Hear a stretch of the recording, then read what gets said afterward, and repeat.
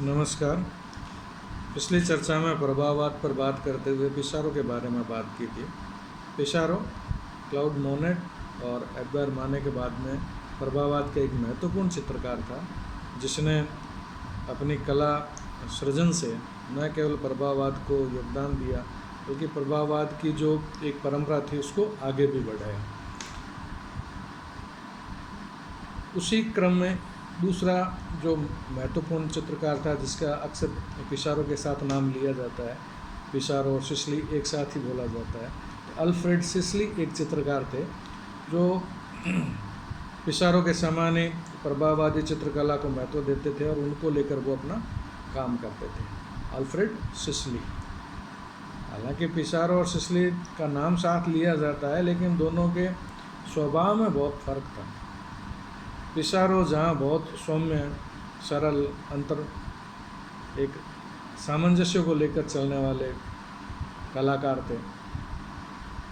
एक दूसरे व्यक्ति से जब वो मिलते थे, अन्य चित्रकार से मिलते थे, तो उनके अंदर एक बहुत सहजता रहती थी और एक दूसरे के साथ व्यवहार भी काफ़ी सौम्य रहता था। और यही कारण था कि वान गोग जैसे नवप्रभाववादी चित्रकार को उन्होंने मार्गनिर्देशन प्राप्त किया, पाल गोगी, सेजान जैसे।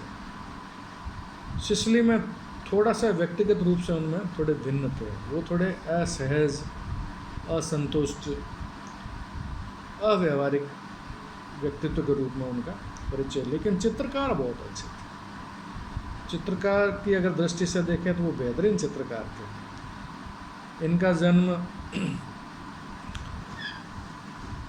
पेरिस में हुआ 1839 में, और इनके जो पिताजी थे वो इंग्लिश बिजनेसमैन थे, व्यापारी थे।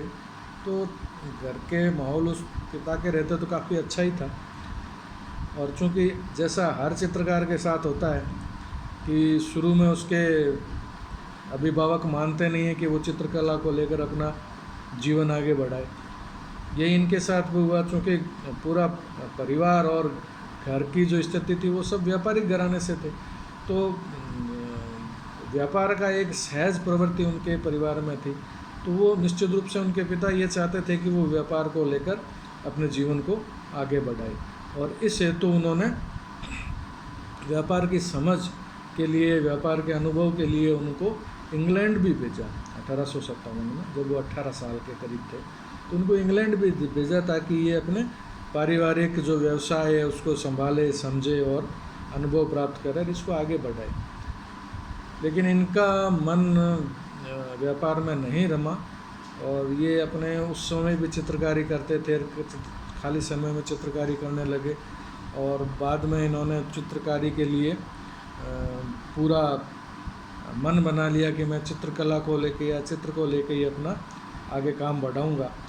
तो अब जब पिता ने देखा कि भी अन्य विषय में इसकी रुचि ही नहीं है, तो चलो ठीक है, चित्रकारी भी करो। तो इनको पेरिस भेज दिया वापस अध्ययन के लिए, और वहाँ उन्होंने ग्लेशियर जो चित्रशाला थी, जैसे पिसारो ने तो जो स्विस चित्रशाला थी उसमें दाखिला लिया, इन्होंने ग्लेशियर चित्रशाला में दाखिला लिया और वहाँ रहकर वे अपना चित्र अध्ययन करने लगे। वहाँ चित्रशाला के अंदर जब उन्होंने दाखिला लिया तो उनका एक सबसे बड़ी उपलब्धि ये हुई कि उनको बड़े बड़े चित्रकारों के साथ काम करने का मौका मिल गया। जैसे उस चित्रशाला में मोने भी आते थे, रेनवार भी आते थे, बाजिए भी आते थे। तो ये सारे चित्रकार से इनका संपर्क शुरू हुआ और कला चर्चाएँ होने लगी। और इनके अध्ययन को और रुचि को देखते हुए जब ये चित्रकार बाहर लैंडस्केप बनाने जाते थे, पेंटिंग करने जाते थे, तो साथ में सिसली को लेके जाया करते थे। तो सिसली इनके साथ में लैंडस्केप पेंटिंग्स बनाने के लिए जाने लगे। और चूँकि सारे प्रभाववादी चित्रकार थे और प्रभाववादी चित्रकारों का जो मुख्य विषय होता था वो प्राकृतिक दृश्य हुआ करता था। प्राकृतिक सीन बनाते थे, दृश्य बनाते थे, आसपास के गाँव में जाते, टाउन्स में जाते, और वहाँ के जो लाइट का, जो प्रकाश का वातावरण भूदृश्य पर, भूतल पर पड़ता है, खेतों पर पड़ता है, प्राकृतिक दृश्य पर पड़ता है, पेड़ों पर पड़ता है, नदी पर पड़ता है, जो प्रकाश के अलग अलग विविध रंग जो समय के साथ सुबह दोपहर शाम के जो विभिन्न जो रंगतें थी प्रकाश की, उससे जो प्राकृतिक सौंदर्य उभर कर आता था प्राकृतिक स्थलों पर, वो उसको अपने चित्रों में डाला करते थे। और चूँकि जब मोने साथ थे तो मोने तो प्रभाववाद चित्रकार का एक ऐसा हस्ताक्षर है जिसे प्रभाववाद को पूरे आधुनिक कला इतिहास में प्रतिष्ठा मिली। तो ऐसे चित्रकार का अगर साथ मिले, कार्य करने का, साथ रहने का मौका मिले, तो निश्चित रूप से चित्रकार के लिए बहुत बड़ी उपलब्धि थी। और ये आसपास के जो स्थान थे, जैसे मारली था, बुग्गीवाल था, आरजोताई था, लुवेशियन था, ये जो आसपास के टाउन्स थे, वहाँ जाते और वहाँ जाकर ये लैंडस्केप बनाया करते थे, चित्र बनाया करते थे। जैसे पिसारो चित्र बनाते थे तो इनकी भी एक शैली थी। हालांकि मोने तो बहुत प्रकाशीय, प्रकाश के वातावरण को लेकर और उसकी जो प्राकृतिक सौंदर्य था, कलात्मक सौंदर्य था, दोनों को इतनी खूबसूरती से अपने चित्रों में डालता था। जैसे पानी के ऊपर लाइट का जो इफ़ेक्ट पड़ रहा है, पेड़ की पत्तियों के ऊपर लाइट का इफ़ेक्ट पड़ रहा है, कोई मानव आकृति बनाई है तो पीछे से जैसे लाइट आ रही है तो बालों के ऊपर चमकती जो बालों की रंगत है, कपड़ों की जो बाह्य रेखा है, उस पर जो प्रकाश का प्रभाव है, उसको इतनी खूबसूरती से वो बनाया करते थे। और कलर की प्योरनेस तो थी, तो वो प्रभाव इनके सिसिली के चित्रों पर भी पड़ा। सिसिली ने इनके चित्रों को बड़ी बारीकी से अध्ययन भी किया और वो प्रकृति चित्र बनाने लगे थे। अब चूँकि 1870 में इनके पिताजी की देहांत हो गया और घर की सारी जिम्मेवारी इनके ऊपर आन पड़ी। स्वभाव से इतने व्यवहारिक थे नहीं, व्यापार को भी संभाल नहीं पाए और धीरे धीरे ये आर्थिक विपन्नता में गिरने लग गए।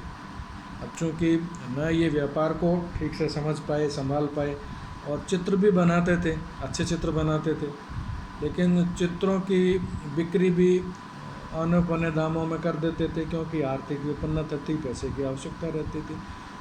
तो इनके सामने एक ये आर्थिक संकट बहुत विकट रूप में इनके जीवन में खड़ा रहा।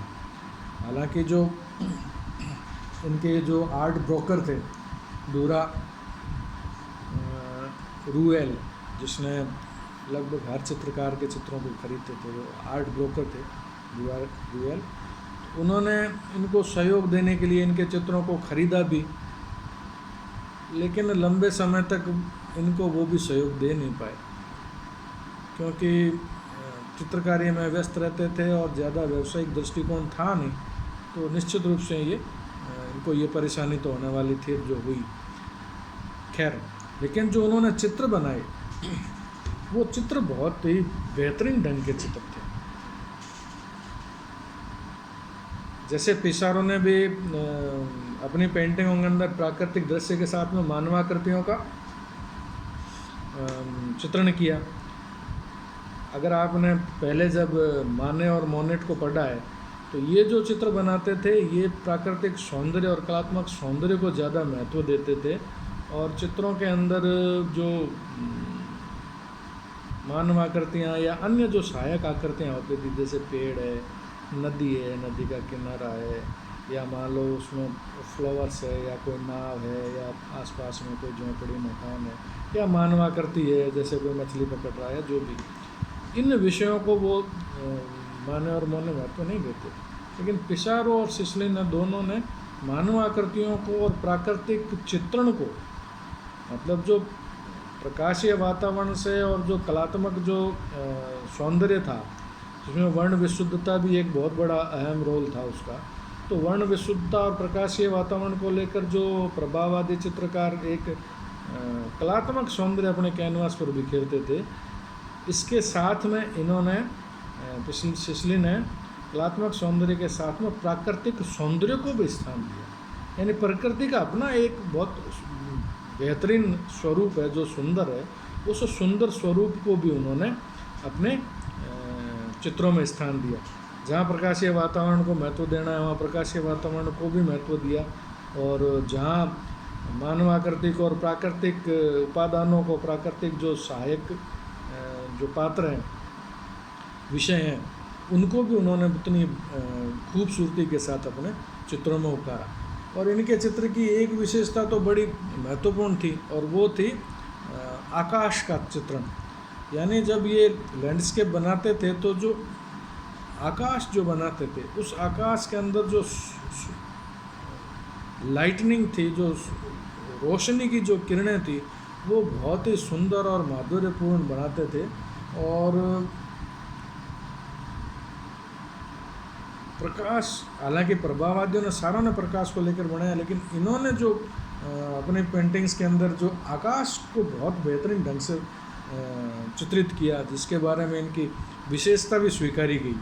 वह आसपास के जो कला चर्चाएं होती थी और जब समीक्षा होती थी, तो इनके चित्रों का जो आकाशीय चित्रण होता था वो बहुत बेहतरीन हुआ करता था अन्य प्रभाववादी चित्रकारों से। और इन्होंने कहा भी कि भाई मेरी दृष्टि के अंदर आकाश जो है वो चित्र का कोई बैकग्राउंड नहीं है, पृष्ठभूमि नहीं है।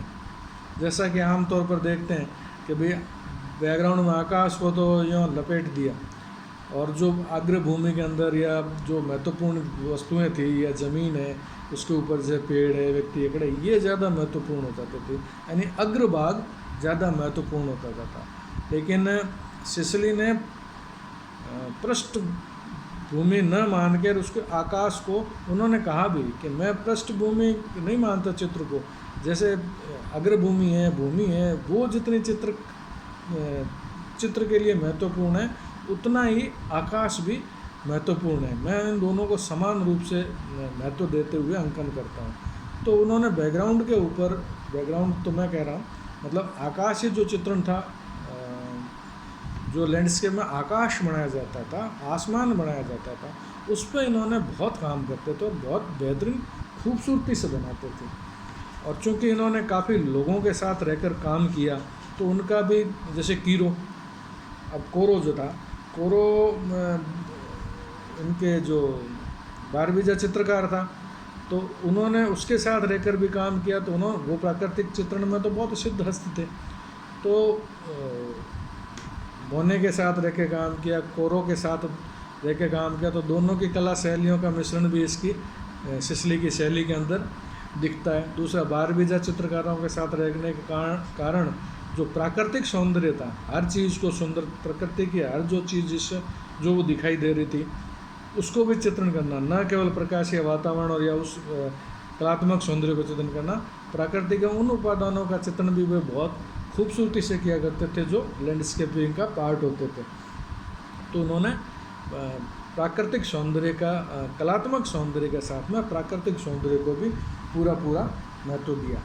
और जैसे आकाश के बारे में बात की, तो बहुत ही सौम्य, सुनहरा, लाइटनिंग लिए हुए ये आकाश बनाते थे, और ऐसे लगता था कि वो भी पेंटिंग का एक महत्वपूर्ण पार्ट था। क्योंकि उसके ऊपर भी वो उतना ही ध्यान देते थे, मेहनत करते थे। मेहनत करने का मतलब ब्रश स्ट्रोक्स है, कलर का वेरिएशन है, टोनल वेरिएशन है, उसको एक बार की सपाट रूप से नहीं बना के उसकी एक एंगल को, एक उसके रूपाकार को, एक उसकी टोन को वो बेहतरीन ढंग से उभारते थे, और उसमें एक अद्भुत आभा होती थी, एक ओज निकलता था, प्रकाश का एक महत्वपूर्ण उसमें एक पार्ट था। तो उसको लेकर उन्होंने जो चित्रण किया, वो चित्रण इनकी कला का एक विशेष रूप था।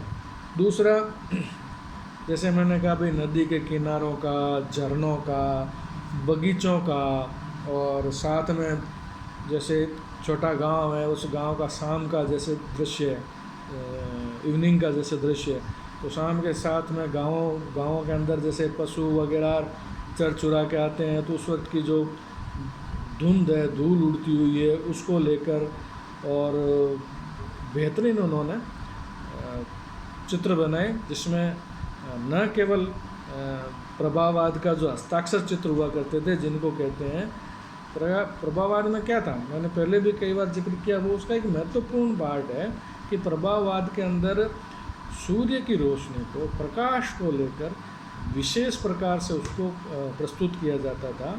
और कैसे, जैसे वस्तु पर प्रकाश पड़ रहा है, आरंभिक दौर में तो जैसे मोने और माने ने तो विषय को महत्व ज़्यादा दिया ही नहीं, सामान्य विषय को लेकर चित्रण कर लेते थे खिड़की है, उस खिड़की के पास में टेबल रखी है, टेबल पर फूलदान रखा हुआ है, ऐसे सामान्य विषयों को लेकर भी पेंटिंग बनाते थे। और उन विषयों को लेकर पेंटिंग बनाने में वो कलात्मक सौंदर्य को उभारते थे। यानी उस पर जो लाइट पड़ रही है, उसमें लाइट की जो चमक है, उसकी जो प्योरिटी है, कलर की जो प्रकाश के अंदर विभिन्न रंगों की रंगतें हैं, उन सब को लेकर प्योरिटी के साथ में वो अभिव्यक्त करते थे, प्रस्तुत करते थे। उसमें वो वस्तु का जो भौतिक स्वरूप था, वास्तविक स्वरूप था, वो संकुचित हो जाता, वो कम हो जाता। तो ये एक कलात्मक सौंदर्य था प्रकाशीय वातावरण को लेकर, ये मूल लक्षण था प्रभाववाद का। उन्होंने, पिसारो ने भी, सिसिली ने भी, दोनों ने इस चीज़ को तो अपने चित्रों में कायम रखा ही, उसके साथ में प्राकृतिक सौंदर्य, जो जिस चीज़ का चित्र बनाते रहे थे, उसका जो दृष्टिगत सौंदर्य था, एक विजुअल जो ब्यूटी थी हर चीज़ की, जैसे पेड़ की है, नदी का किनारा है, उसके लहरें हैं, तो उसको भी उन्होंने प्राकृतिक के जो दूसरे उपादान थे, जो उस चित्र का हिस्सा थे, उनके सौंदर्य को भी उन्होंने बेहतरीन ढंग से कला के साथ में अपने चित्रों में प्रस्तुत करने का प्रयास किया। तो ये दो प्रकार की संगति हो गई, एक तो प्रकाशीय वातावरण से और कलात्मक सौंदर्य से एक ओज पैदा करना, उसके साथ में प्रकृति के उन चित्रों को भी, उन उपादानों को भी महत्व देना जो अपने आप में उनमें नैसर्गिक सौंदर्यता है और वो सुंदर दिख रहे हैं, तो उस सौंदर्य को भी उन्होंने अपने चित्रों में प्रस्तुत किया। तो मूल रूप में अगर बात करें तो जो प्रभाववाद के हैं, उनके अग्रणी चित्रकारों में अपन ने बात कर ली, एडवर्ड माने के बारे में बात कर ली, क्लाउड मोनेट के बारे में बात कर ली, पिसारो के बारे में बात कर ली और सिसिली के बारे में कर ली। अब रैना और देगवार भी इसके जो आर्टिस्ट हैं, उनके बारे में भी आपको कभी अलग से चर्चा करेंगे, जब उनके बारे में जब इसका रिवीजन करेंगे तो बताएंगे। 4 महत्वपूर्ण चित्रकारों को बात कर ली है, बाकी आप अपना इसका कला अध्ययन अगर करेंगे उस पर भी आपको थोड़ा बहुत देखना चाहिए। इसके बाद में अपन प्रभाववाद को यहीं विराम देते हैं और अगले चर्चा में एक नए वाद को लेकर बात करेंगे। तब तक के लिए धन्यवाद।